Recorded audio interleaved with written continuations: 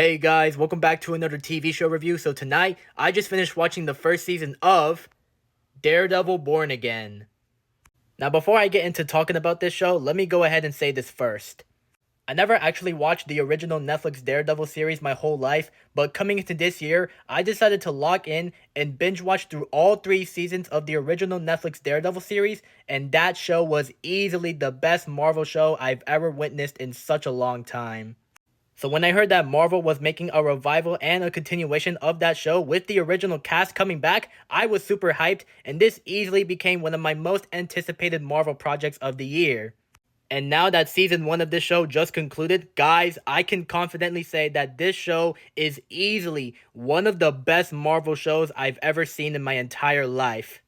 I think it's safe to say that this show was a worthy continuation of the original Daredevil series from the 2010s, and this is easily my favorite TV show of 2025 so far.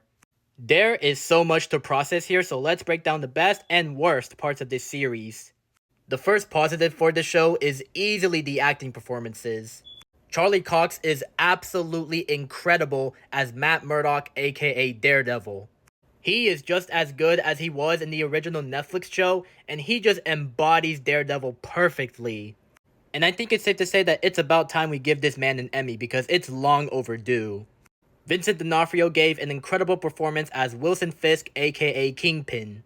He just does such a great job at being menacing and terrifying, and he is easily one of the best written Marvel TV villains of all time.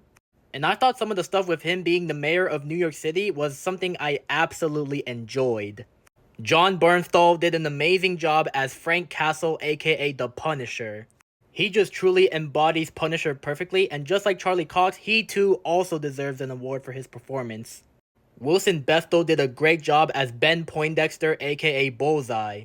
He did such a great job at playing the most sadistic and most pure evil villain in all of Marvel history. And I thought some of the other returning characters like Karen and Foggy were great supporting characters. Overall, I thought the acting in this show was absolutely incredible. Another positive for this show is the cinematography. This show easily has some of the best cinematography in all of Marvel history, and it just looked absolutely beautiful. Overall, I thought the cinematography in this show was amazing. Another positive for this show is the action. The action in this show is so brutal and so raw, just like the original Netflix series, and I absolutely enjoyed every single second of it. Overall, I thought the action in this show was absolutely fire. Another positive for this show is the subplot with White Tiger.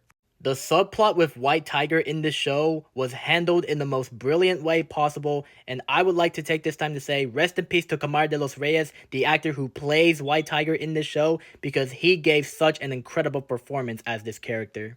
Overall, I absolutely loved some of the stuff they did with White Tiger in this show. And the final positive for this show is the ending. The ending of this show was absolutely crazy, and it just left me wanting more of this show.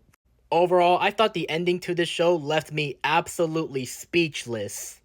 Now on to the negatives. I don't have a lot, but my only minor gripe with this show is the way they handled Muse. If you guys don't know anything about Muse, he's basically a serial unaliver slash artist who goes around the streets of New York using people's blood as his art. And he had the potential to be a top 5 or top 3 MCU villain, but they kind of treated him dirty in this show. Overall, I just wish that this show could have handled Muse better.